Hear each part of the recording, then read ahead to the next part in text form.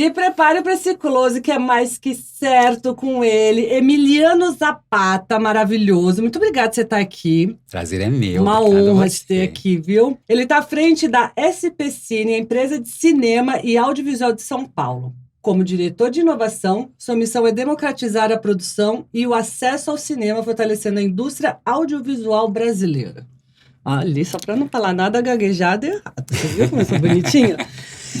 Antes de tudo, me fala como que começou e da onde você ingressou até o SP Cine. Da tua vida pessoal e aonde você foi na profissional. Jenny, eu quero agradecer o convite. É muito bom estar aqui. Estou muito feliz.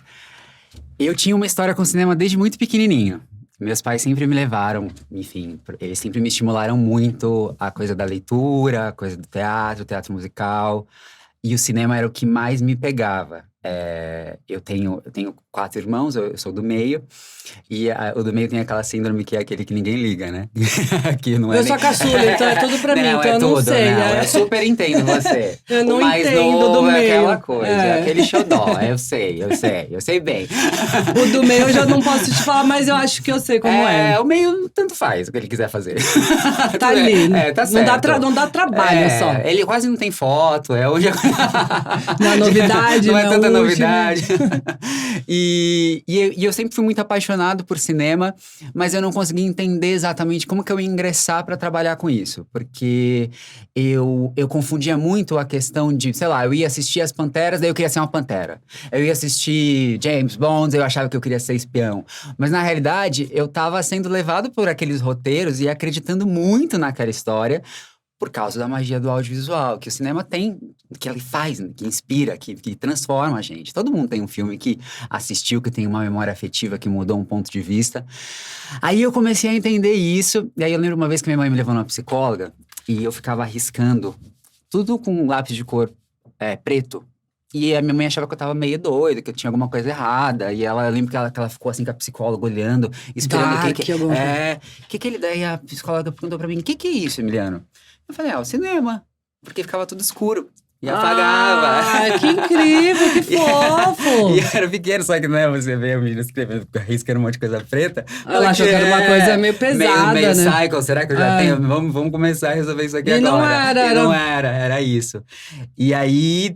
Teve esse momento de escolher fazer cinema, que é uma coisa meio complicada, porque a gente tem essa coisa, principalmente no Brasil, que para você ser bem-sucedido, você tem que ser médico, advogado ou engenheiro. Qualquer uma dessas 3 você não fez, você vai morrer de fome, Sim. Acabou pra você, não tem jeito. Porque é difícil mesmo, né? É complicado, imagina, é super desafiador. Mas eu acho que tem uma coisa também de você fazer aquilo que você gosta. Claro. Que eu acho que aí você liga um propósito, as coisas também dão certo quando você, de fato, encontra talvez a sua missão, talvez aquilo que você tem que fazer aqui. E aí eu passei numa universidade pra Califórnia, Olha que incrível! Fui lá pra USC, literalmente, né, onde as coisas, teoricamente, tudo acontece. Você foi no núcleo, então, né? Total. Aí me mudei pra Los Angeles, fui morar lá. Ai, que demais! Fui lá, fui com tudo, assim. Fui com todos os sonhos na bagagem. E falei, não, eu acho que as coisas têm que acontecer. Vou sonhar alto. Vambora, acho que se você for sonhar, você tem que exagerar. Eu também acho. Eu exagerei. Cara, mas é isso. Não é? E nunca parar de sonhar também. Então, eu fui... Foi muito bom, assim, a ida pra lá. E bom, fora a experiência, né? Super, a troca e você entender. Porque muitas pessoas vão para os Estados Unidos com uma visão do American Dream, né? E aí eu descobri uma coisa muito doida quando eu cheguei nos Estados Unidos. Que, por exemplo, aqui eu sou um menino branco. Lá eu era latino. Bom, lá tudo é latino, né? Todo mundo é latino lá. E aí eles tinham uma espécie de desinformação. Achavam que eu falava espanhol. Eu tenho um nome super, né? Latino, Emiliano Zapata. E aí eles confundiam com o mexicano. E tinham os clãs na hora do intervalo. Que ficavam os latinos, os americanos, os asiáticos. Era aquela coisa, era bem complicado. E o americano, ele é muito competitivo no contexto universitário. Então eles não aceitavam e profissional também. Super. E aí, eles não aceitavam quando a gente tirava uma nota mais alta que eles, porque eles entendiam, como assim um cara que latino. Latino, que tem a primeira língua português, não inglês, fez um assignment e foi melhor que eu. E ia lá, contestava a professora, e a gente ficava assim, nossa, mas... Em vez dele fazer melhor, ele contestava. E a gente ficava, ué, mas que esquisito isso aqui, né? Começou aí os pontos de tensão. Tá desigual essa parada aqui. Não tá legal. E aí a gente vai descobrindo as coisas, porque a faculdade de cinema, ela é muito aberta, principalmente da forma que é no modelo americano, você vai descobrindo na realidade aquilo que você gosta de fazer. E na época, tava no auge do Game of Thrones, assim, e eu era completamente obcecado. E eu achava que eu ia ser um diretor de Game of Thrones, porque eu sempre fui muito criativo, gostava de criar coisas. E eu achava incrível essa possibilidade de eu criar um universo, de eu criar, né, uma história ali. Uma coisa tão épica, tão gigantesca. Sonhar grande. Sonhar grande. Aí fui embora. E aí fui entendendo roteiro, fui entendendo produção executiva, fui entendendo direção, fui entendendo todos, enfim, esses campos, essa miríade de possibilidades que é o audiovisual. O audiovisual você pode fazer milhares de coisas, você pode, enfim, até acumular funções. E aí eu fui que nos Estados Unidos você tem aquele período que você consegue estagiar logo depois que você termina ali o contexto, algumas matérias universitárias. Aí comecei a fazer um estágio na Max, na HBO Max, agora voltou a ser HBO de novo. E comecei a ter um choque de realidade. Não é mais HBO Max? Agora é só HBO. Voltou. Não sabia não. É porque a marca não pegou. Daí eles quiseram voltar pro HBO, que é uma marca mais sólida. Entendi. Enfim, é mais fácil. E aí eu falei... Peraí, vamos ver como é que é. E aí eu fui pro mercado de trabalho e vi que não era nada desse mundo cor-de-rosa. Esse dream que tudo vai acontecer. Imagina. Eu adoraria que fosse. Era super complicado, super competitivo. E era assim, uma ego trip maluca, assim, das pessoas brigando. Ai, quem é o assistente 1 do diretor, assistente 2 do diretor, o head 1 de não sei o quê. Ai, você não, você só serve café. Daqui você não passa pra lá, você não pode falar com aquela pessoa ali. Toda uma hierarquia bizarra. E uma coisa invisível, né? Que não era falada às vezes. E eu comecei a ficar um pouco angustiado. Falar, meu Deus do céu, o que tá acontecendo? Será que isso é pra mim, né? Aquele momento de Era a primeira vez que você trabalhava no mercado? Foi a primeira vez que eu fui pra um set. E aí foi selva. Eu falei, uau. E aí não tem inglês certo. Você pode falar o melhor inglês do mundo, porque aí é uma outra coisa. Que você tem que ter uma musculatura emocional mesmo. Que talvez eu não tivesse. Você era jovem também, né? E saí aqui do núcleo familiar, da escola que eu estudei, assim, na mesma sala, do primeiro até o último colegial, com os meus pais. Assim, eu nunca estava acostumado de uma pessoa que ia puxar o meu tapete e eu ia cair, levantar e ir embora, assim. Eu demorava um tempo para processar, até porque eu não entendia de onde Normal. vinha. Por quê? Por quê?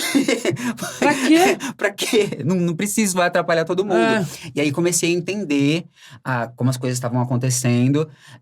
Me apaixonei muito pela questão das exibições. Me apaixonei muito pelo acesso, porque nos Estados Unidos não existem salas públicas de cinema.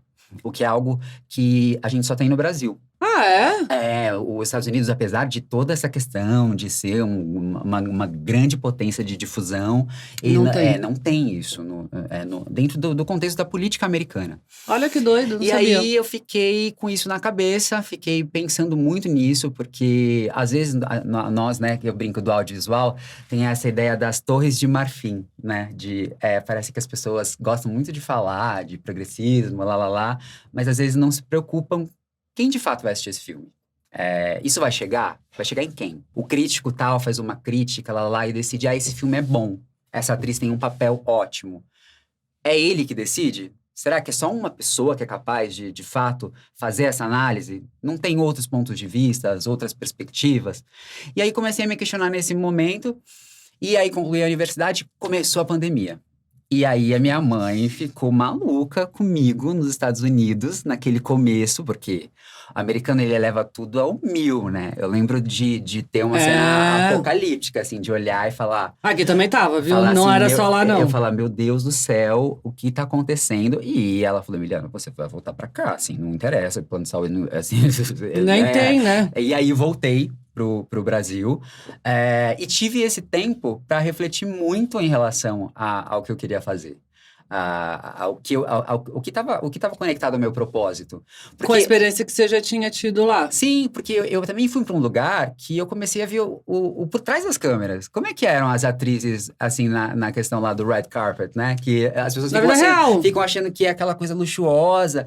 Às vezes a atriz que tá super tudo bonita, né? Gente, tudo bagaceira. Tudo de Tiaparelli, assim, daí ela tem que devolver o vestido e às vezes não tem dinheiro do táxi pra ir embora, né? E as pessoas glamorizavam, achavam que... não tinham uma noção de realidade, de como que era, de fato, o que acontecia por trás.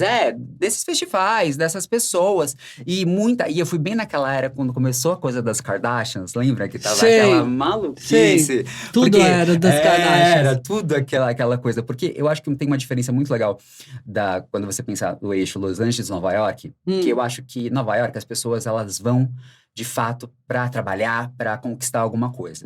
Los Angeles tem um lugar que as pessoas vão para assumir uma persona, meio que para ser alguma coisa que talvez elas sonhavam em ser e elas não poderiam ser naquele lugar. Tem essa atmosfera, Tem isso. E isso não combinava muito comigo. E eu não tinha muito, não tenho muito dom para esse negócio. Eu achava meio complicado, eu achava chato, não batia comigo exatamente da forma que eu achava que eu poderia colocar a minha energia e viver naquela cidade, né? E ficar, porque você vai entrando numa maluquice, você fala assim, gente... você tá respirando aquilo. Como que eu tô conversando com essa pessoa, ela existe, eu tô, né? É um alter ego, não sei o que, ela... Enfim.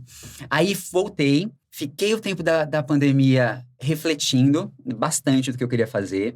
Criei algumas produções audiovisuais aqui. Eu gosto muito do audiovisual experimental, de ir pro set, às vezes descobrir uma textura, É legal, né? Eu sei o que é isso, eu amo também. Você ficar e criar uma imagem e não ir com essa grande responsabilidade de seguir um roteiro de começo, meio e final, e ver, pensar em outras narrativas, outras perspectivas.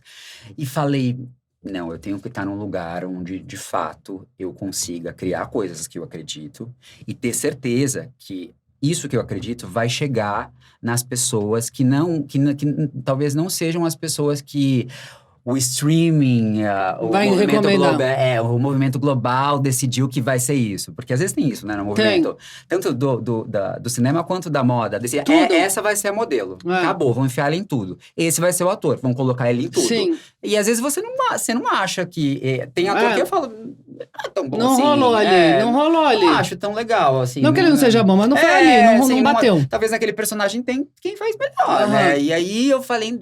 Eu acho que eu tenho... E eu tenho o nome de um revolucionário mexicano. Eu sei, amor. Na hora que eu coloquei, eu falei... Caralho, será que tem alguma coisa a ver? Será que é parente? Que tio, avô? É o quê? Bisavô? Nada, meu pai era super fã do Eduardo Galeano.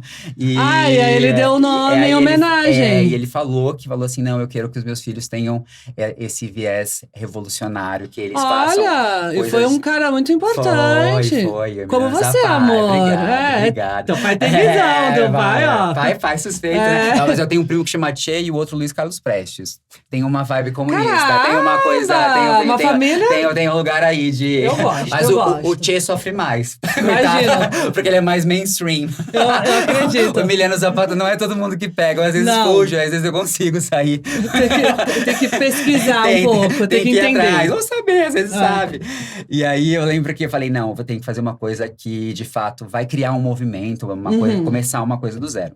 Aí voltei para São Paulo, comecei a fazer essas produções e fui convidado pelo prefeito de São Paulo para fazer parte do Conselho da SPCine, que é um conselho que, de fato, verifica as ações. A SPCine é uma empresa mista que pertence à Prefeitura de São Paulo e ela é responsável por fazer o fomento do cinema. E quando a gente pensa no fomento do cinema, da linguagem audiovisual, a gente tem que, de fato, pensar em toda São Paulo. São Paulo é uma cidade muito grande. Então, uma coisa que me interessou muito, e logo, os 6 meses que eu participei do conselho, foi a diretoria de inovação, porque eu já tinha a ideia de criar coisas novas. Eu falei, aqui talvez eu tenha um espaço, porque quando a gente pensa política, a gente já começa a ingestar as coisas. Sim. E um padrãozão. Fala, eita, e eu vou ter que usar terno, como é que vai ser isso? Será que vai ser aqui?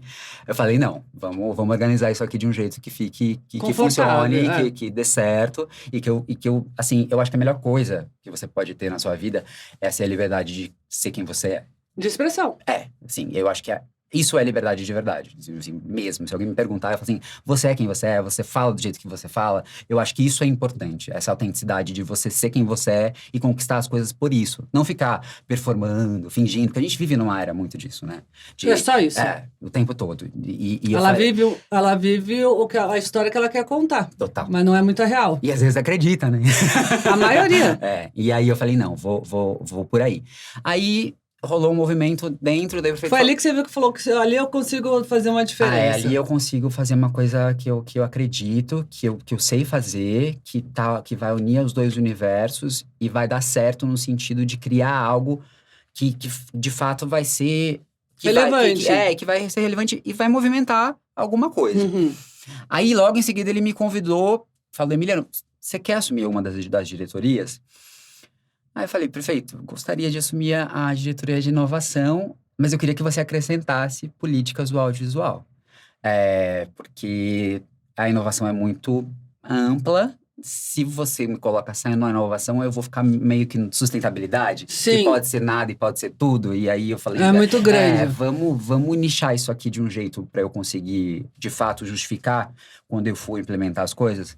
Ele falou, tá bom. Ele não é muito do cinema. Ele falou, vai, coloca. E aí, criamos essa diretoria. Eu assumi ano passado. Vai fazer 1 ano e meio, 1 ano e um pouquinho que eu estou lá. E aí, no meu primeiro mês, fui visitar todos os territórios. Um fato muito importante que eu queria que você soubesse, que hoje, no Brasil, a gente tem 37 salas públicas. 32 dessas salas estão em São Paulo. A gente tem o maior circuito de salas públicas do mundo. Nossa, que incrível. Estamos na frente da Coreia, do México, de uma série de países de primeiro mundo, porque, de fato, São Paulo entendeu que o cinema é o lugar que você consegue, de fato, acessar a população de uma forma mais neutra, principalmente num país tão polarizado. Sim. Uma sessão de cinema gratuita, num território periférico, faz uma transformação enorme. Gigante. Eu sou da periferia e eu acho que é a Imensurável. primeira vez que eu fui no cinema, que era caro, e é caro. Não é que era caro, é Tá caro. cada vez mais caro. E aí eu fui no cinema pra assistir quando eu tinha uns 7 anos, acho que era Xuxa Popstar contra o Alto Astral, assim, uma coisa. Porque Sim. eu queria um de presente pra ir no cinema. Cara, foi a primeira vez que eu fui no cinema. Super.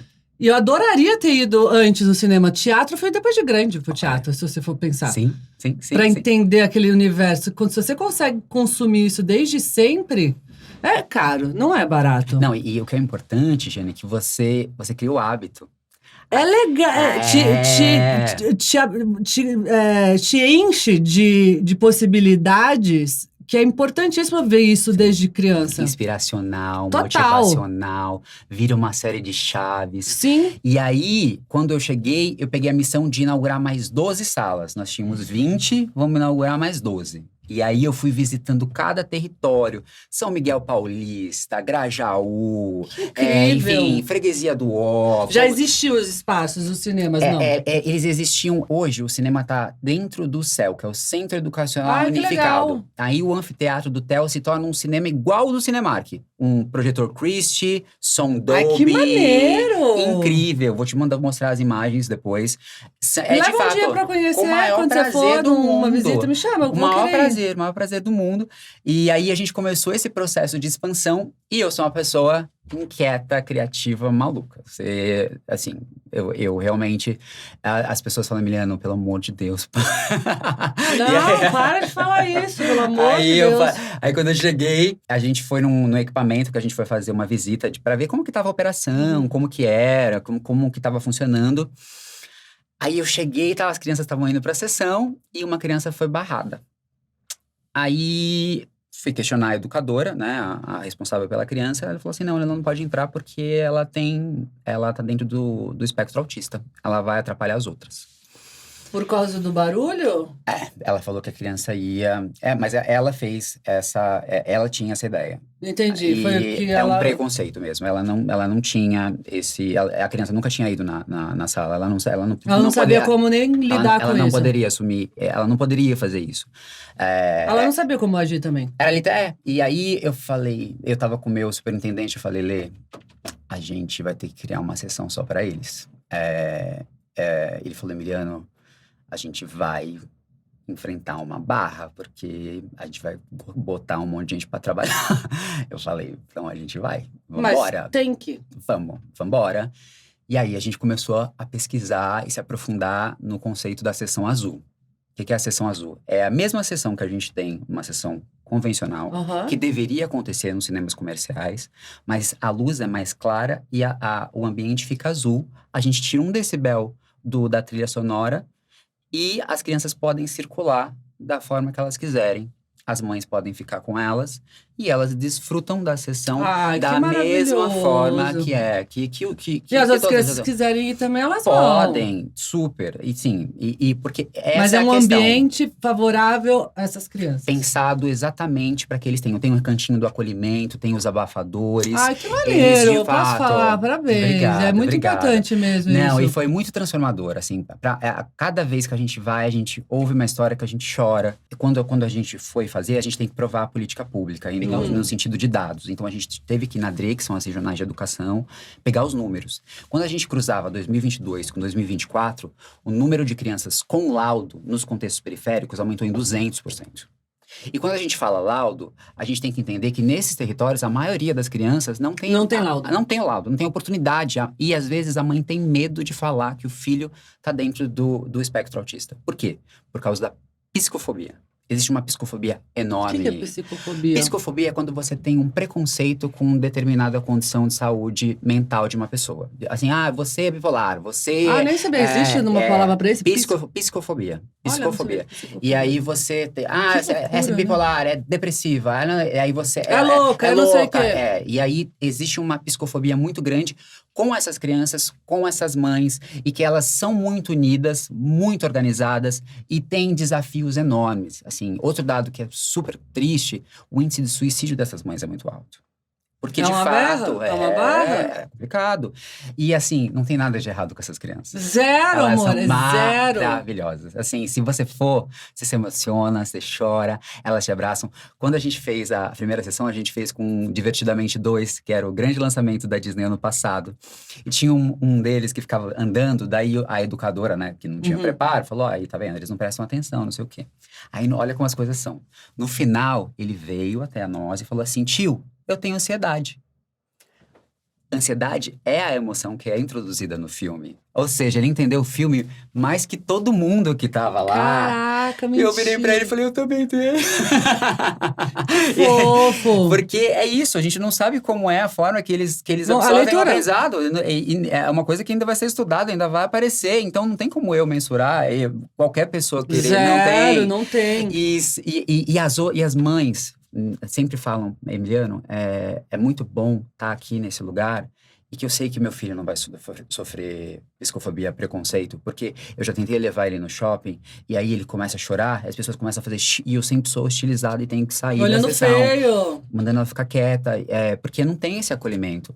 Os cinemas comerciais não fazem essa sessão. Tem falta de entendimento também, de preparo das pessoas, né? Muito. Que nem se falar, a professora não sabia como lidar, porque não teve um treinamento ali também. Super. É muito novo isso, de ter esse espectro num ambiente normal com a criançada e tal. Super. Mas é fundamental ter. E aí, de uma forma que eles não fiquem segregados. Exatamente. Não adianta você convidar ele pra festa e não chamar ele pra dançar. O que adianta ele ir pra escola? Ele não pode ir no cinema, ele não pode ir na piscina, ele não pode ir no parquinho, porque ele vai dar problemas pra... Enfim. O filho da mulher do meu pai, ele ia fazer, sei lá, uns 9 anos. Eu achei uma graça isso e eu vejo, acho que a gente tem chance para um futuro bem melhor.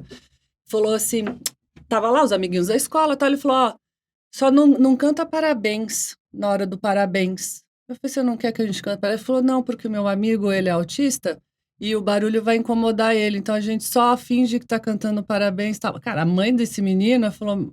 A alegria de te convidarem ele pro aniversário, já entender. Não é de chorar, não é? Pô, você fala, tem ainda... Porque, cara, criança é criança, tem o entendimento. Você tem que ter a inclusão desde cedo. Não, é fundamental isso. E isso é muito importante quando a gente começa a pensar o audiovisual. Exato. Imagina o quão transformador pode ser para uma criança que está dentro do espectro participar, assim, de toda essa temática, de todos esses filmes, assim, a gente tem uma De tudo. Muita possibilidade. E aí eu falei, não, a gente não pode deixar eles de fora. Aí a gente conseguiu consolidar o Circuito Azul. Hoje acontece todo o último domingo do mês, em todas as unidades dos CELs. Ai, que legal. São 27 CELs espalhados por todo o território periférico. Depois eu passo toda a lista para você colocar. Quero ver. E é muito importante você ver, de fato, isso acontecendo. Porque muita gente falava no começo, Emiliano, não vai dar certo. Não tem demanda, não tem público. Cada vez aumenta, Giane. Cada vez tem mais mães. É acolhedor E ali. mais professoras, porque tem muitas organizações de bairro. E aí isso vai se espalhando e você vai vendo que, de fato, Faz diferença. imprescindível. Você precisa fazer, você precisa trazer. E aí o meu lema é inclusão, inclusão, inclusão. E aí eu comecei, quando eu falo pra você que eu sou criativa, eu comecei a ir pros territórios e entender os públicos. Porque não adiantava. Eu acabei de voltar do BAN. O BAN é um grande fórum que acontece em Bogotá, na Colômbia, de difusão, que debate justamente como BAN. E aí ele debate justamente como que você faz uma programação em salas de um contexto gigantesco. E eles tinham um interesse muito grande e eles me convidaram justamente porque hoje a gente programa 32 salas. Então é um desafio. Você programar. E o grande interessante, assim, eu acho que o mais importante quando você está programando 32 salas é que a sua figura desapareça. O curador não tem que aparecer. Não tem que ser, tipo, by Emiliano. Cara, ninguém tem nem que sonhar que fui eu. Porque o meu gosto pessoal não pode ter absolutamente nada a ver com o que está sendo colocado para as pessoas. Eu preciso entender com quem eu quero que assista. Qual é o meu público? O meu público gosta, sei lá, dos filmes da Sessão da Tarde. Eu tenho que colocar isso. Não interessa se é bom, se eu acho bom, se eu gosto, se eu não gosto. E aí a gente participou de um tanque dos pensamentos, né, em espanhol, com a Paula Stoga, que é uma grande cineasta mexicana, e o Velázquez, que é responsável pelo cinema tropical, e uma grande, o pessoal, curadores da Argentina, da Colômbia, de todos os lugares, e Bogotá tem um case incrível. É o que, da América Latina? América Latina, só América Latina, só América Latina. E Bogotá tem um grande case, porque eles têm 3 salas. Tem a Cinemateca de Bogotá, que é linda, que é uma salona, enfim, linda, toda programada, e 2 salas públicas nas 2 maiores favelas de Bogotá. E eles queriam entender justamente qual era o desafio para você fazer algo que a gente chama de formação de público.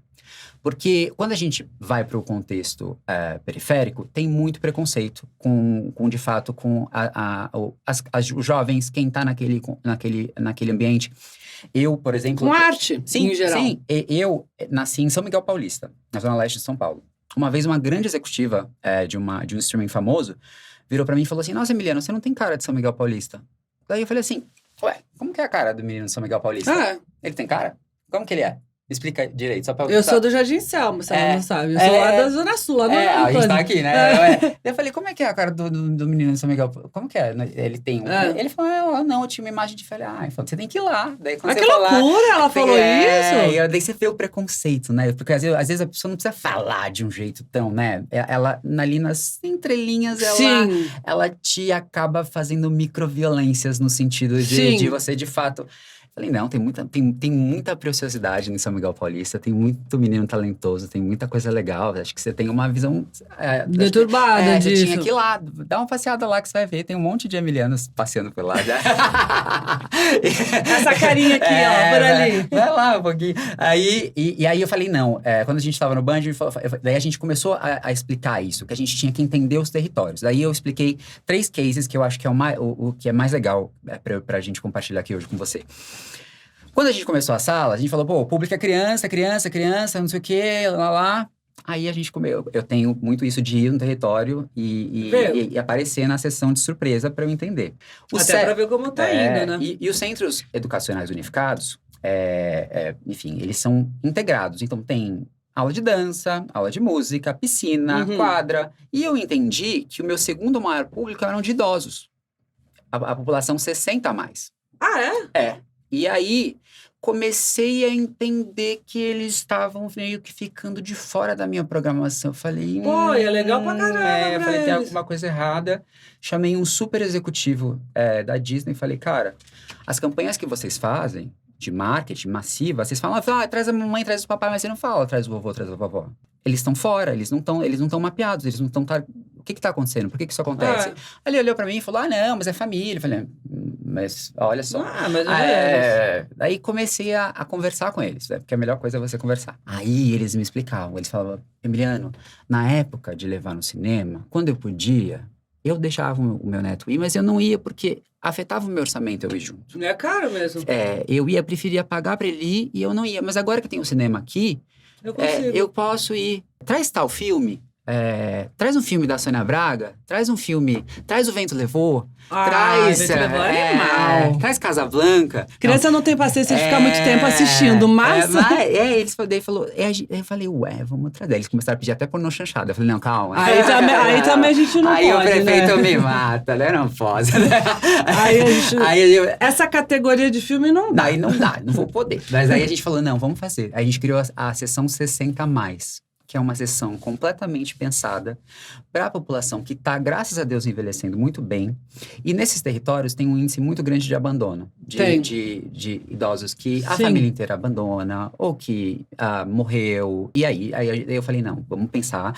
Fazemos hoje uma curadoria especial de filmes nacionais, filmes internacionais. A gente tenta entender o que eles querem ver, o que a gente acredita que eles possam gostar, entendendo esse fenômeno do K-pop, né, da coisa do que legal! E aí você abriu, então, abriu também. mais uma janelinha da inclusão e, de fato, do acesso, para dialogar com esse público. Eu falei, como que eu preciso dialogar com eles?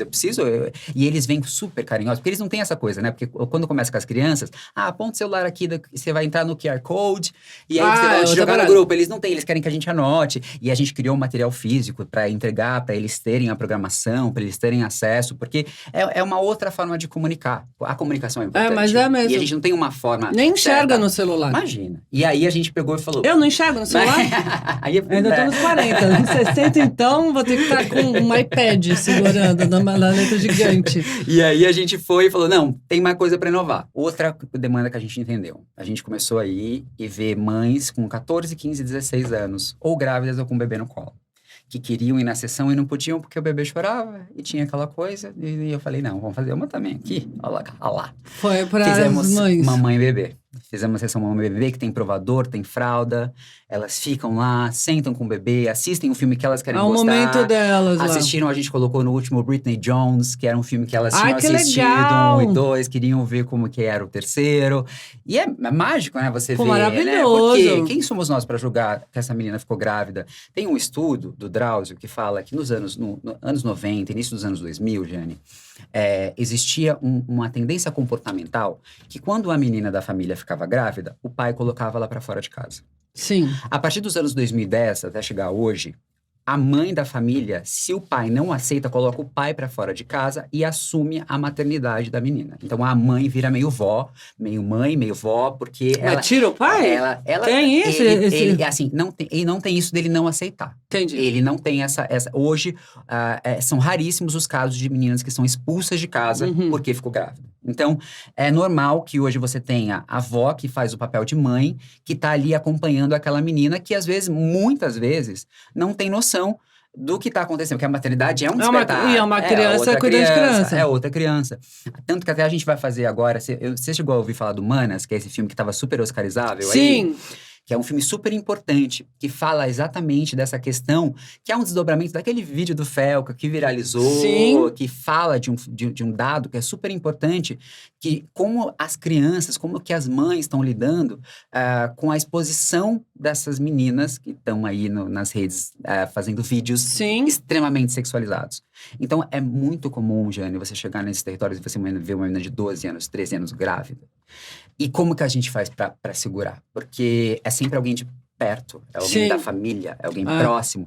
Então, o abuso sexual é algo que a gente também precisa conversar. Sim. E o audiovisual é essa ferramenta. Então, a gente vai fazer sessão de Manas, que como a Mari, né, que tava com o Champagne e com a Julia Roberts, que eles viram o filme e ficaram chocados, porque o filme... Você assistiu já? Assisti, é incrível. O filme mostra o recorte do que acontece naquela região ribeirinha de Belém do Pará. Que é bizarro aquilo, né? Então, e a realidade não é ficção.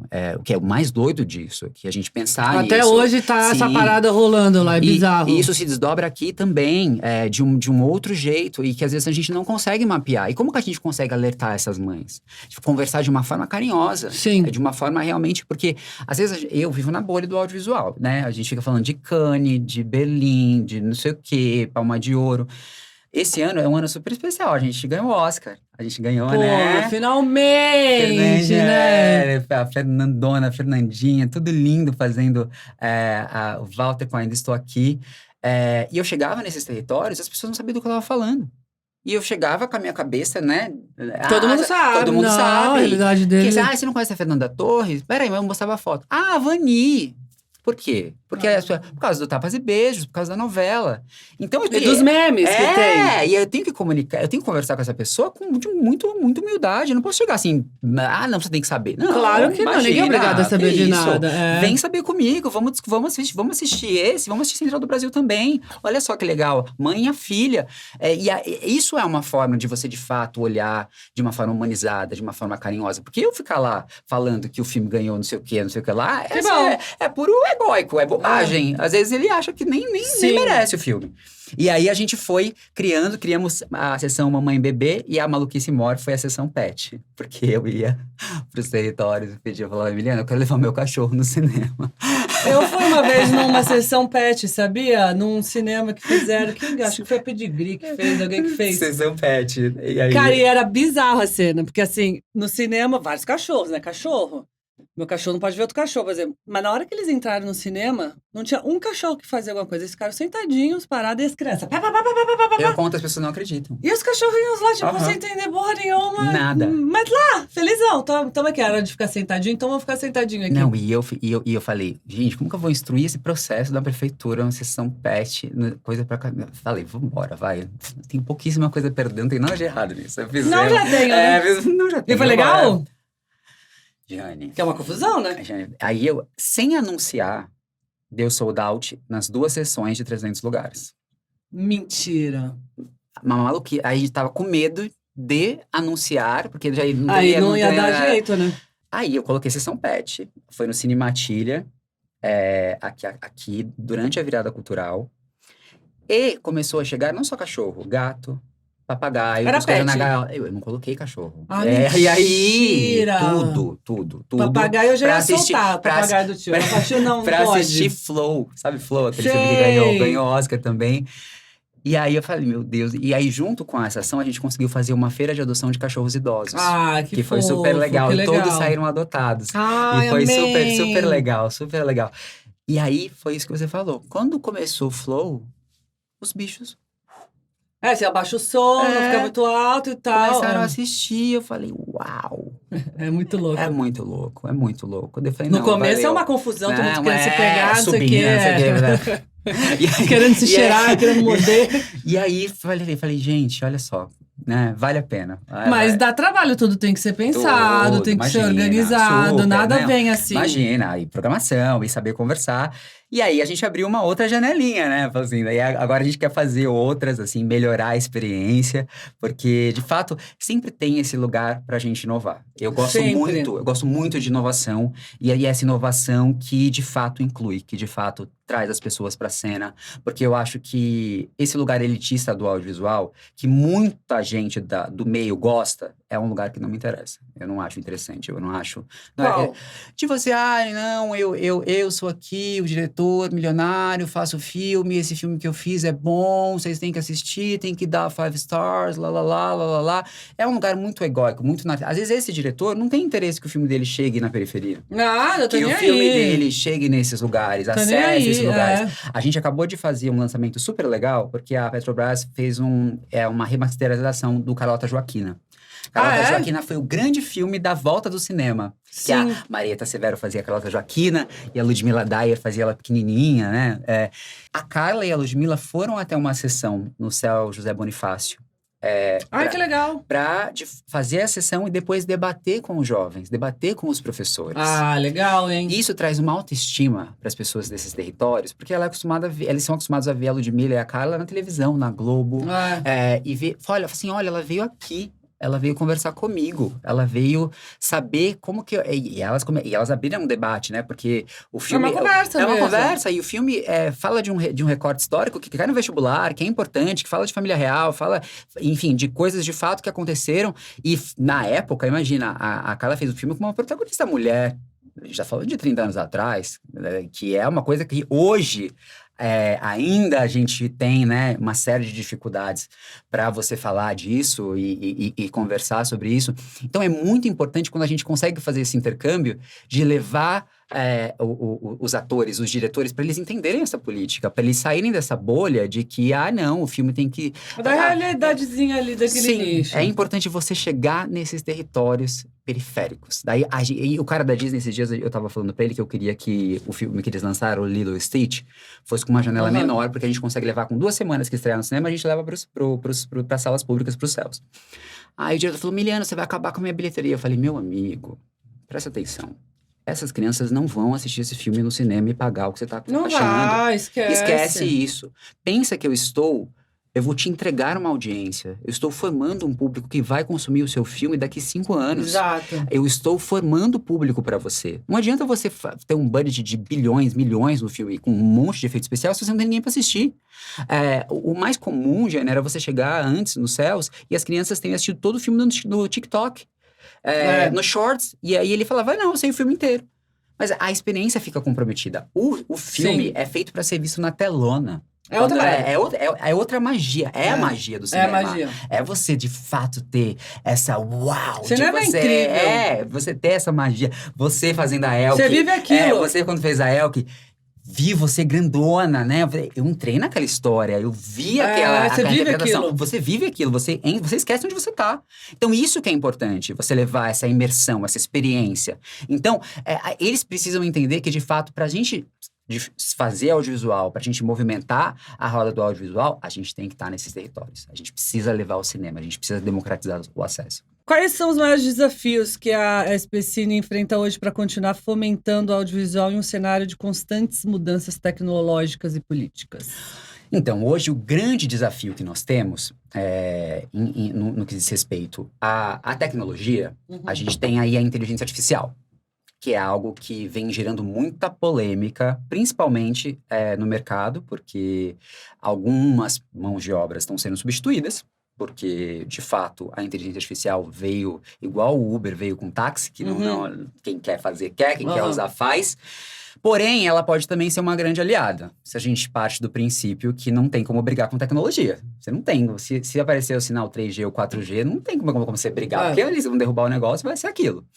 Então, eu acho que hoje, o grande desafio que nós temos na SPCine é fazer com que as pessoas aprendam a lidar com a inteligência artificial, porque hoje, Jane, os prompts mais fáceis de você fazer no Gemini, ChatGPT, são os prompts de vídeo. Você fazer, sei lá, um vídeo seu falando um absurdo qualquer.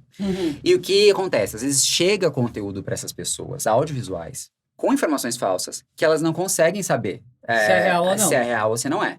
Porque elas vivem numa realidade que às vezes está um pouquinho mais para trás e que às vezes a gente recebe muitos relatos de professoras que já estão ali na meia-idade, 40, 50 anos, que recebem trabalhos de alunos que elas não sabem se o aluno fez, não tem como provar que não foi ele, mas ele entregou. E a gente sabe que foi uma coisa da inteligência artificial, né? A gente que às vezes é meio...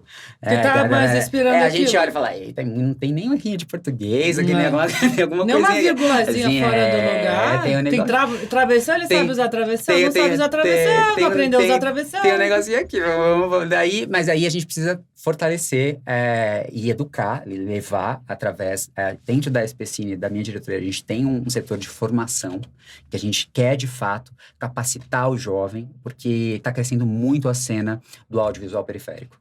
O que é o audiovisual periférico? Quando a gente pensa nos anos 2000, quando você pensa em filme no Brasil, você pensa Cidade de Deus, Tropa de Elite. Sim. Você pensa... qual filme você vem na sua cabeça? Muita calma nessa hora, chacrinha. Também, excelente. Os meus! E é isso, porque a gente pensa nesse lugar super mainstream. Sim. E hoje, cada vez mais, com a coisa do celular, de você poder fazer um filme com o celular, lá, existem muitos filmes que estão sendo feitos por esses jovens do contexto periférico. Sim. Tem um jovem que fez um filme que chama Fluxo, que ele fala a perspectiva do jovem periférico, por que o fluxo de funk acontece na rua da casa dele. E não é a perspectiva da polícia, é a perspectiva do morador. Ai, que legal! Ganhou prêmios Não em vi, todo vou mundo. procurar, como chama? Fluxo. Depois eu te mando. Me manda. Incrível, mostra exatamente essa realidade. Foi o realizador é um jovem periférico, toda a equipe são de meninos periféricos que fizeram um filme junto com ele. Então, o grande desafio para nós hoje da SPCine é trazer esses jovens para a luz, levar eles para os festivais, internacionalizar os produtos que eles criam. Porque o que acontece às vezes? Sei lá, eu teve uma série Sintonia. Primeira temporada foi ótima, e aí o streaming foi lá, comprou o formato. Os criadores não mandam mais no roteiro. Quem manda é o streaming. Entendi. Então, você precisa trazer o jovem com a autoestima de que ele, de fato, tem a potência para conduzir aquele projeto. Se for fazer uma segunda temporada, uma terceira temporada, se convidarem ele para fazer um outro produto, ele precisa entender a história do direitos e deveres, porque às vezes eles não entendem. Devido à falta de autoestima, à falta de políticas afirmativas para que ele, de fato, ocupe esse espaço, mas ocupe o espaço com poder. Ocupe o espaço, de fato, com o que ele pode fazer, com a potência que ele tem. Ele não tem que ter um salário diferente só porque ele vem de um contexto periférico. Pelo contrário, ele sabe fazer muito mais com muito menos. Então, ele precisa ser valorizado, ele precisa saber negociar o seu valor dentro do contexto audiovisual. Então, para a gente é muito importante fazer isso de democratizar, trazer esses jovens que estão com iniciativas incríveis, tem muito roteirista bom, tem muito produtor bom, tem muito diretor bom, de lugares que às vezes as pessoas acham improváveis, porque a gente tá acostumado, né, na bolha. A gente tá aqui, não, o diretor é Walter Salles, Fernando Meirelles, mas não, tem muita mulher boa, tem muita mulher trans boa dirigindo, então é isso que a gente quer mudar a cara do cinema, a gente pode... Dar oportunidade pra todos. Cinema paulistano, a gente vai começar, né, começar com esse cinema aqui de São Paulo, pra gente mostrar que essas pessoas, de fato, podem criar coisas tão incríveis quanto esses outros que a gente cresceu assistindo, que a gente cresceu vendo, mas que às vezes vem de uma família, né? Meio Nepo Babies e enfim, acho que tudo certo, Nepo Baby, mas que bom! Que bom, mas tá tudo certo, mas aproveitam do seu privilégio, mas também tem uma galera que é tão capaz quanto. Então, pra gente da SPCine, hoje, isso é uma das nossas grandes desafios, das nossas grandes...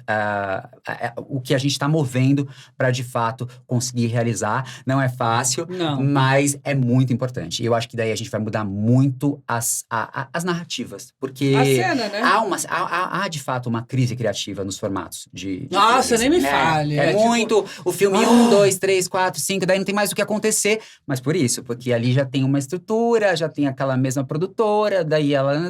E aí ela fala não que vamos vai... arriscar, vamos fazer o que a gente sabe, então é quantidade. Não e tem muita coisa legal que a gente pode fazer e, de fato, tirar, né? Levantar uma ideia do zero, assim, ter isso, falar, isso aqui pode dar certo. E na dublagem, a inteligência artificial? A gente acabou de fazer, olha que legal, ano passado, o Hernandes, que é um super executivo da Warner, e a gente tinha muito problema com a Warner para liberação de filmes, que eles ficavam nessa maluquice de que a gente ia tirar bilheteria, que eles iam ter prejuízo. Eles não entendiam. E aí eu encontrei ele num congresso gringo, eu falei, Hernandes, vamos um dia na sessão comigo? Vamos só para você entender mais ou menos como é que é. Aí eu levei ele numa sessão no céu Chácara Santo Antônio, que era bem longe, e falei, vamos lá. E aí ele foi no dia da sessão azul com as crianças autistas. Ah, que maneiro. Ele ficou emocionado, falou assim, Emiliano, o que você quer da Warner? Me desculpa. Como é que você vai... Às vezes tem que desenhar. E aí ele entendeu. Eu falei, Hernandes, é isso aqui a política que a gente tá fazendo. Não tô querendo brigar com você, não tô querendo virar a maior sala para uma distribuidora paralela. Pelo contrário, o meu trabalho é nesse viés de acesso. É algo que a gente precisa fazer. Aí ele falou, Emiliano, peraí, vamos fazer uma parceria. A gente fez uma parceria hoje com a Warner. Eles vão dar agora acabaram de dar uma oficina de dublagem para as crianças do céu. Olha que legal. Que maneiro, que legal. Com os dubladores dos filmes que foram lá, fizeram esse trabalho e capacitaram as crianças para uma coisa que talvez elas nunca pensassem que elas pudessem trabalhar, com dublagem. E Nem que existia, né? E é a capacitação, de fato, de que ele pode trabalhar com aquilo, que ele ouve aquele desenho e tem um dublador, tem uma pessoa fazendo aquela vozinha. Então é importante fazer isso. E a inteligência artificial, ela tem também o seu papel. Dependendo do budget do que eles estão fazendo, a inteligência artificial, de fato, pode ter o papel do dublador. Mas eu acho que ainda, Jane, ela não chegou ao ponto de se equiparar. Eu, particularmente, consigo sentir a emoção humana ainda que tem, mas enfim, mas eu entendo que no futuro ela está se, de fato, aprimorando para ocupar esse lugar. Então, eu acho que vem aí, talvez, uma era de produtos dublados pela inteligência artificial. É uma doideira, né? Eu não consigo, eu vejo o vídeo, às vezes eu não sei se é inteligência artificial ou não. Dizem que em 2 anos a gente não vai saber mesmo. A gente vai olhar, assim, a gente vai olhar e falar...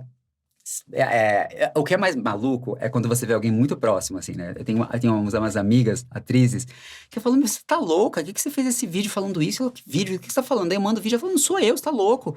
E é maluco, né? Porque às vezes isso estoura em bolhas que você não conhece, de pessoas que não sabe.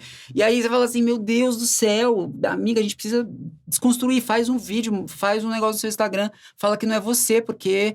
E é isso, porque às vezes a pessoa não sabe, mas às vezes já tá destruindo uma carreira, Não, e aí cai num público que nem viu você se retratando também, que não era. E o negócio é uma bola de neve. Uma maluquice, né? Você vê esses vídeos que eles fazem do Drauzio vendendo remédio que ele nem sabe. Então, porque, assim, você tem uma possibilidade infinita na internet, mas normalmente as pessoas estão sempre em grupos e consumindo aquele mesmo conteúdo, daquele coisa que aquilo vira a realidade dela. Então, acaba ficando meio... A distopia, né?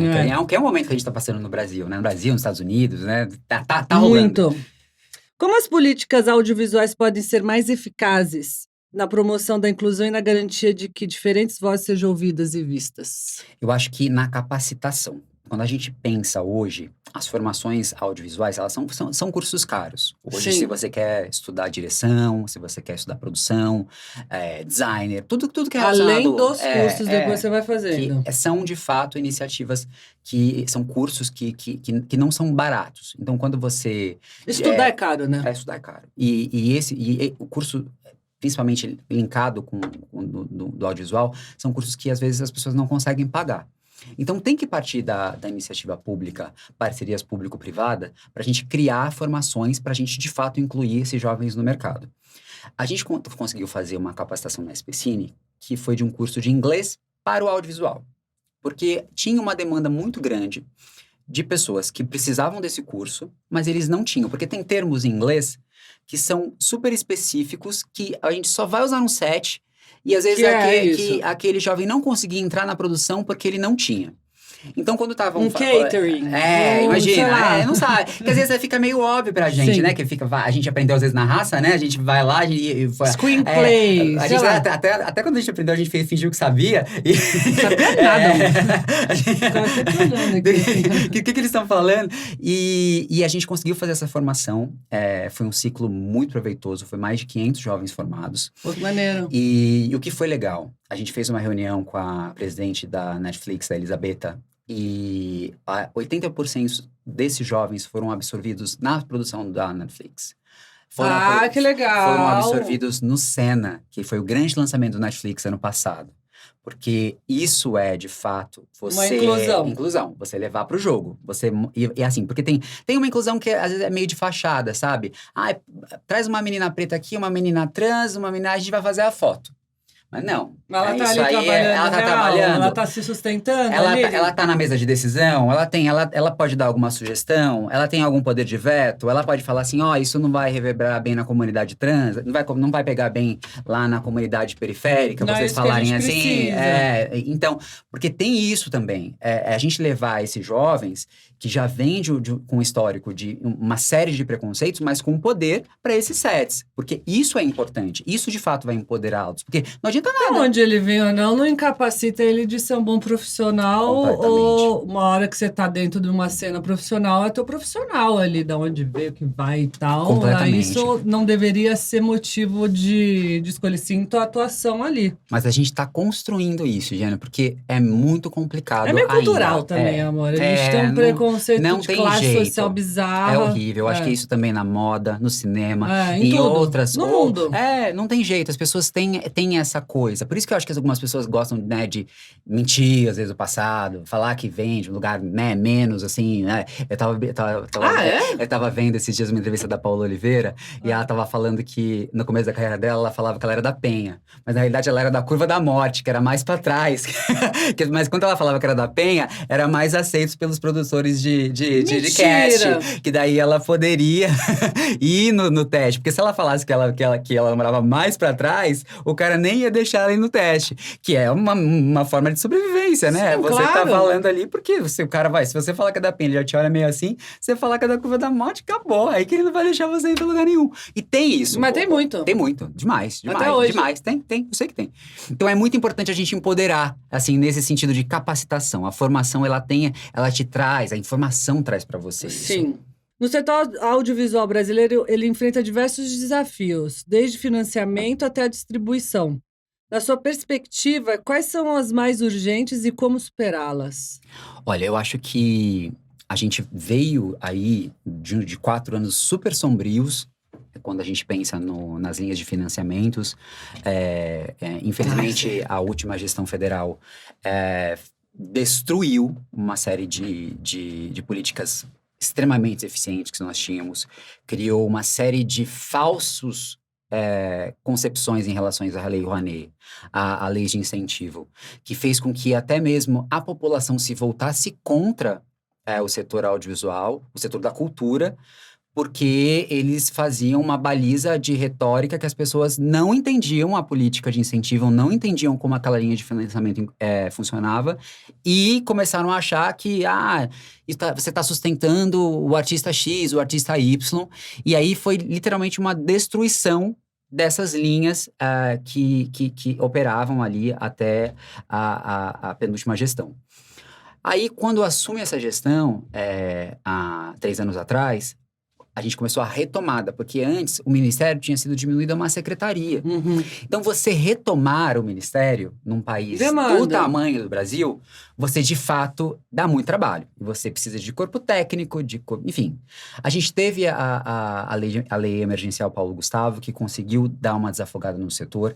Hoje a gente tem a PENAB, que é a Lei Aldir Blanc, que está de fato com todas essas linhas de crédito para colocar em prática, para fazer com que o setor volte a funcionar na potência, porque o setor audiovisual, Jane, é um ecossistema. Sim. Desde o menino do cabo até o diretor, superprodutor, lá de cima, até o segurança. Até o segurança, todo mundo ali faz a economia girar.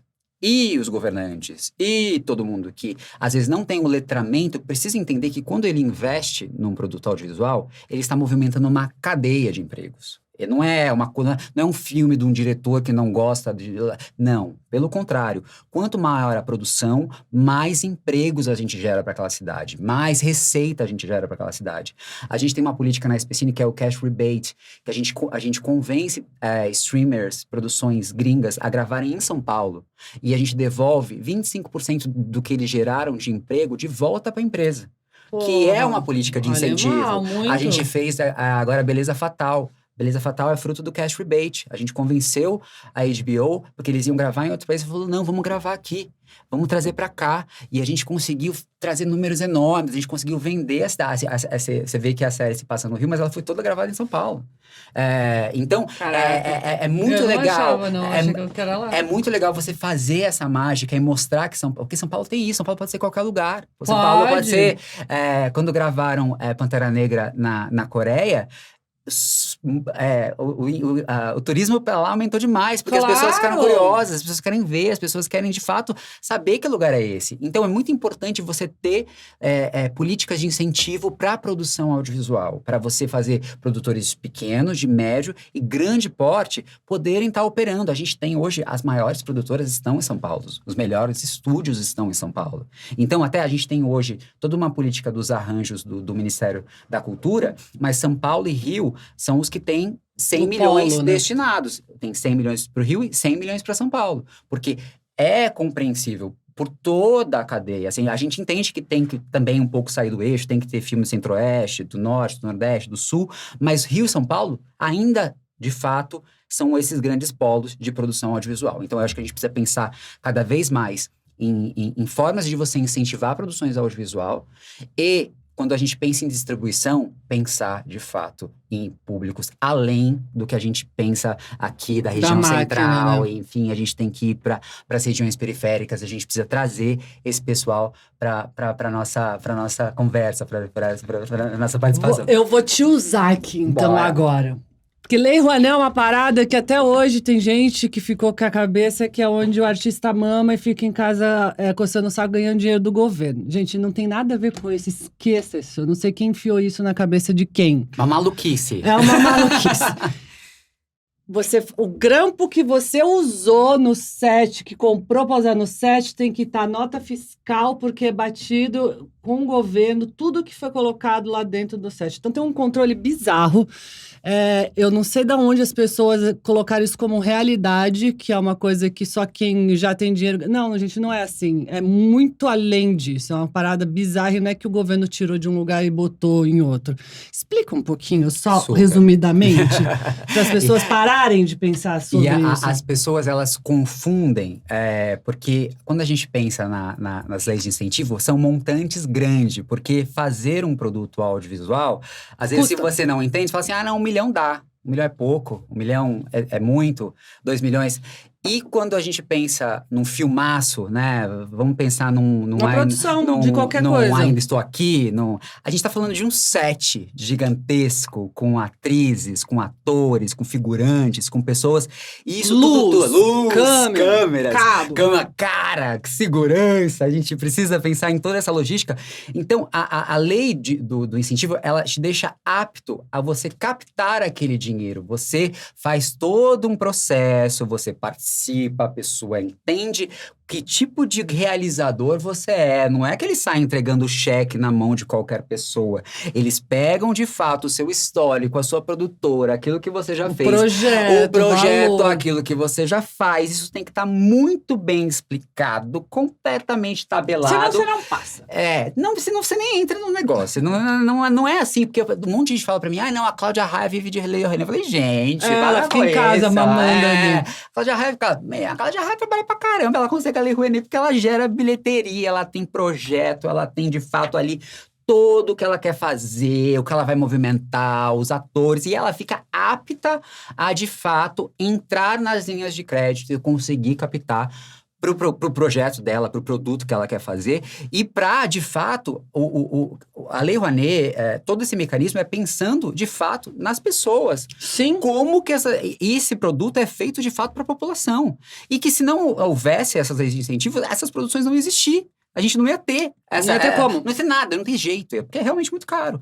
Então, a gente precisa entender a lei como uma grande parceira, um grande mecanismo da política para que isso aconteça. Para que, de fato, essas produções existam. Para que a gente saia dessa roda, né? Porque eu amo as novelas, mas a gente tem filmes incríveis. Você fez um filme incrível, que sim. Enfim, conta uma história, uma narrativa incrível, que não ia fazer uma novela disso. Então, é muito importante que a gente tenha essas outras histórias, que às vezes só cabe no audiovisual. Hoje cabe na série, hoje a gente tá vendo agora a moda, você viu que é as novelas pro TikTok, que agora vai começar. Vai ter as curtinhas, né?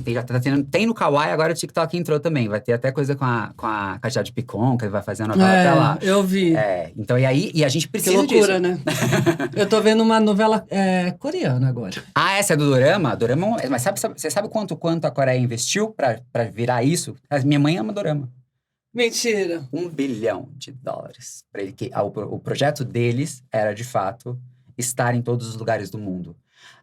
quando eles ganharam o Oscar de melhor filme, uma coisa inédita, com Parasita, você imagina a Academia Americana de Filmes Americanos teve que dar o Oscar principal por um filme coreano.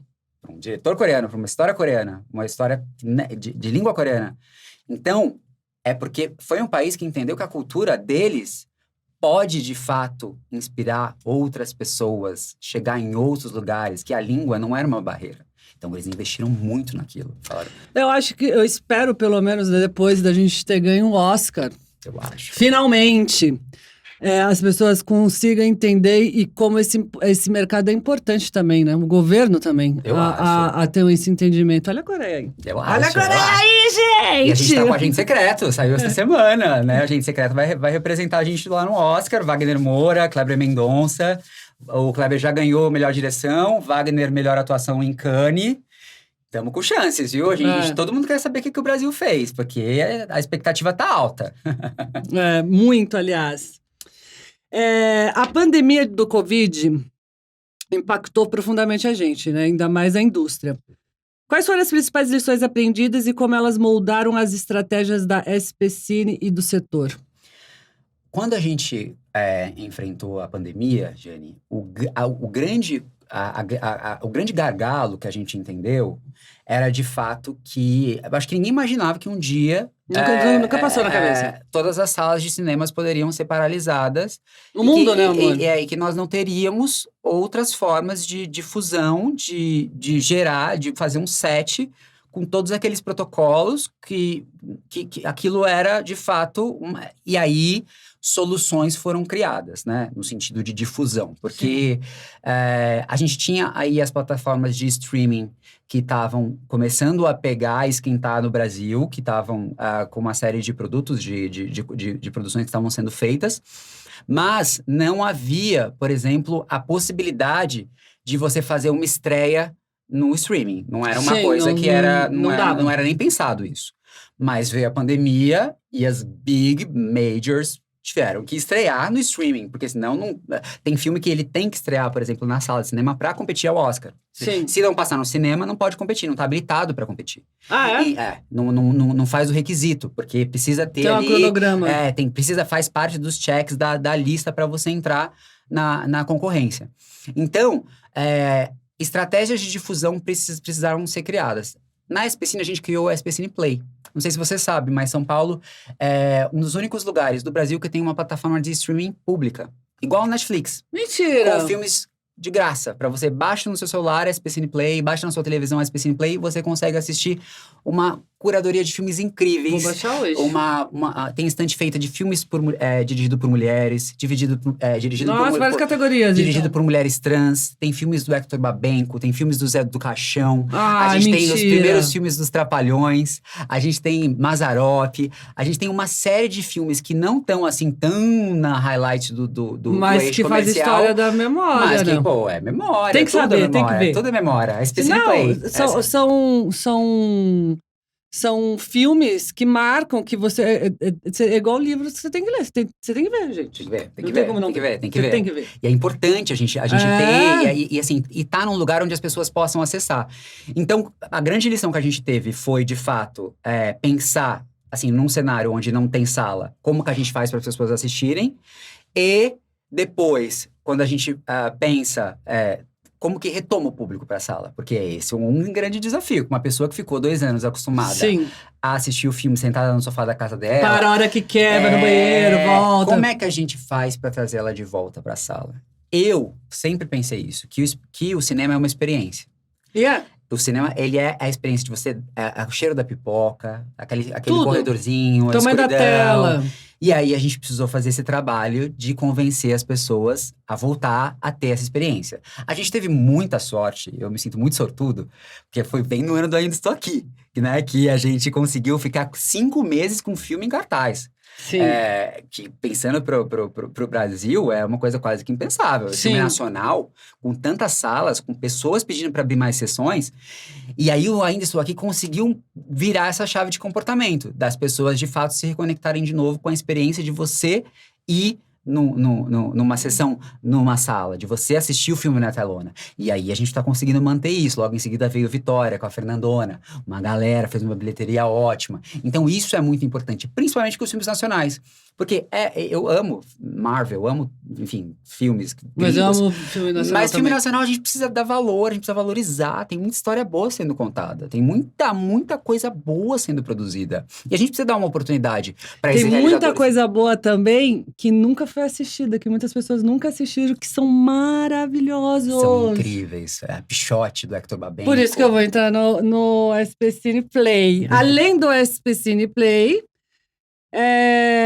como que vocês têm trabalho para preservar a memória audiovisual brasileira, garantindo que futuras gerações tenham acesso a esse patrimônio cultural, além da plataforma? Então, hoje, quando a gente faz qualquer produção audiovisual, que a gente tem uma temática, que a gente entende que aquela é uma figura histórica, é importante, aquele diretor, aquela diretora, porque a gente tem um acervo de diretores, quando a gente vai aqui na nossa Cinemateca, de que as pessoas não conhecem, não sabem do que se tratam e são, de fato, os grandes pioneiros e responsáveis por a gente estar onde a gente está. Sim. Que foram pessoas que, de fato, estavam lá quando tudo era mato, que estavam produzindo coisas que você vê hoje e fala, nossa, mas isso é de 60 e tanto, né?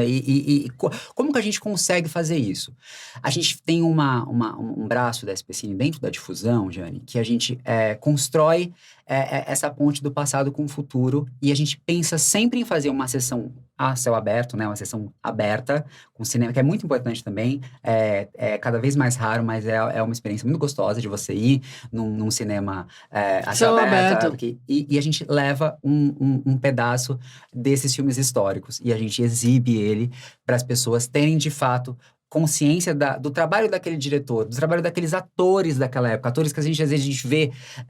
Quando a gente trouxe esse ano a Fernanda Montenegro pro Teatro Municipal, eu nem achei que ela ia topar.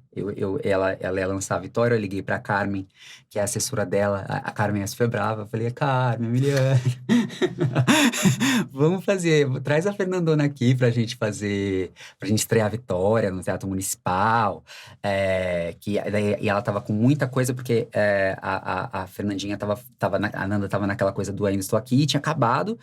Aí a Carmen falou assim, tá bom, Emiliano, mas eu quero dia 10, segunda-feira. Aí eu fiquei mudo, porque eu falei, tá bom. Nossa, era o que eu tinha pensado. Como você soube? Eu falei, tá bom, vamos fazer. Eu não tenho a agenda do Municipal, eles têm agenda de teatro, agenda de ópera. Eu falei, meu Deus, liguei pro cara do Municipal, Abraão, meu amiguinho, falei, Abraão, a gente precisa... é Fernandona, assim, não tem como. É Fernandona.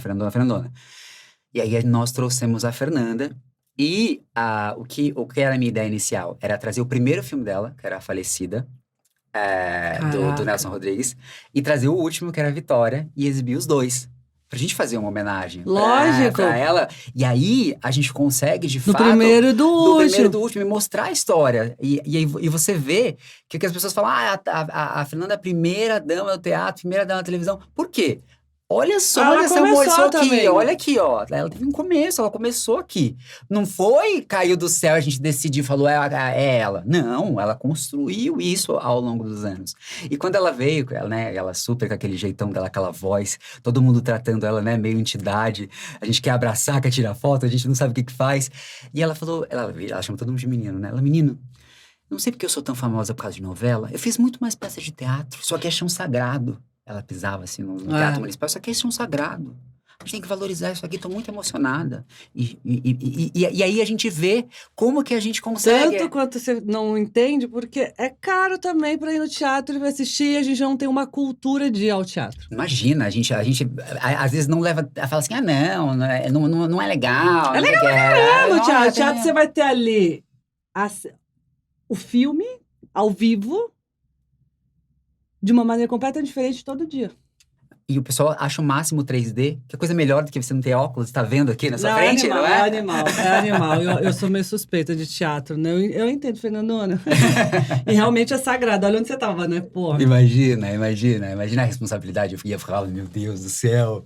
E aí vocês passaram o primeiro e o último? Não, olha o que aconteceu. Aí a gente foi atrás dos direitos da falecida e os direitos estava com a esposa, a viúva do Nelson. E ela falou que ele não merece homenagens. É que ele não foi um bom marido. É melhor a gente não discutir. Não vamos discutir. Aí eu não tive muito margem. Fala, tudo bem, a gente querido. não tive margem de negociação. A gente compreende. Se você pudesse implementar uma única política ou iniciativa que transformasse o setor audiovisual, qual seria? Salas públicas em todas as cidades do Brasil. Também acho. Que, de fato, todos pudessem ter acesso com sessões, sei lá, de terça a domingo, com pipoca de graça, que as pessoas pudessem ter acesso, que as pessoas pudessem pensar e ir assistir. E aí, de fato, acho que a gente ia ter uma grande transformação, a gente ia, de fato, ter grandes aliados na nossa indústria audiovisual, do cinema, enfim, todas essas linguagens que desdobram, né, o audiovisual no Brasil. Qual a mensagem que você gostaria de deixar para os jovens talentos que sonham em trabalhar com cinema e audiovisual no Brasil? Não ouça as pessoas que falam que isso não vai dar certo, que não é para você, que é um clube do bolinha, que você não nasceu para isso, que você não tem dinheiro suficiente para isso, que acredite no seu sonho. Pense como você vai fazer o seu sonho. Começa pequeno, começa no vídeo, começa no YouTube, começa no TikTok, começa de algum lugar. E não desiste. Continua fazendo, mantenha essa constância. Faz. Alguma hora vai dar certo. E você vai ter essa virada de chave. E não só você, mas as pessoas ao redor de você vão reconhecer o seu trabalho. Para finalizar, meu amor, onde as pessoas podem encontrar mais informações sobre o trabalho da SPCine e acompanhar as iniciativas que você lidera? Olha, hoje nós estamos no www.circuitospcine.com.br. Lá a gente tem todas as sessões, todas enfim, as programações, tanto dos céus quanto das salas especiais, as sessões especiais, estão tudo lá. A gente também tem os Instagrams, @spcine, tem o meu Instagram, @emilianozapata_sp, que eu sempre estou postando lá o que está acontecendo. E eu estou sempre criando coisa nova. Vou até te contar uma coisa aqui Conta. Que é novidade. Eu vou fazer uma sessão surpresa. Você iria numa sessão que você não sabe o que vai passar? Claro, eu adoro cinema. Então vem aí, uma sessão surpresa que as Tenho pessoas... certeza que não vai ser uma pornô xoxinha. Uma sessão surpresa que a gente vai fazer, as pessoas vão completamente num blind date pra sessão e elas vão ter que confiar na magia do escurinho. Vão lá, com um friozinho na barriga e descobrir o que elas vão assistir só depois que a gente der play. Quando vai ser isso? Daqui 2 semanas. Até a data tá meio surpresa. Então fica ligado. No Instagram vocês falam tudo no site? Vamos contar tudo. No Instagram, no site, a gente vai contar tudo. No teu pessoal, se alguém fala com você no direct, você responde? Você... Opa, vambora, sou eu mesmo. Tá aí, então as redes sociais, ele falou, a gente vai escrever aqui. Meu amor, muito obrigada. Eu não tenho palavras para agradecer tudo que você tá fazendo. É importante isso. Quero ir no céu com você. Vai ser um prazer. Vamos lá no perto da sua casa. Vamos, tem um do lado ali. Fechou? Vamos lá, vai ser um prazer. Combinado. Aí a gente toma um café em casa e vai. Eba. Pra comer uma pipoca. Que delícia. Vai te dar uma cerveja. Falei. Ó, a gente tá em todas as redes sociais. Tem aqui o QR Code, é só apontar a câmera do teu celular. Aqui no YouTube, acionar o sininho, seguir, compartilhar, comentar, ajudar a engajar. A gente também tá no Boxplay Brasil, Instagram, TikTok, no Spotify. E é isso aí, aqui também. Então, a semana que vem a gente se fala. Obrigada, amor. Eu amei. Eu amei. De coração. Obrigada, viu? É muito bom quando a gente conhece as pessoas que a gente admira e vê que elas são de verdade. Não é uma coisa online, offline. É muito importante saber que você é essa profissional tão completa e essa pessoa de verdade. Muito obrigada. Tô tentando também, tô aqui. As oportunidades. Lógico. Vem aí. Semana que vem a gente tá de volta aqui, então. Até lá. Obrigado, pessoal.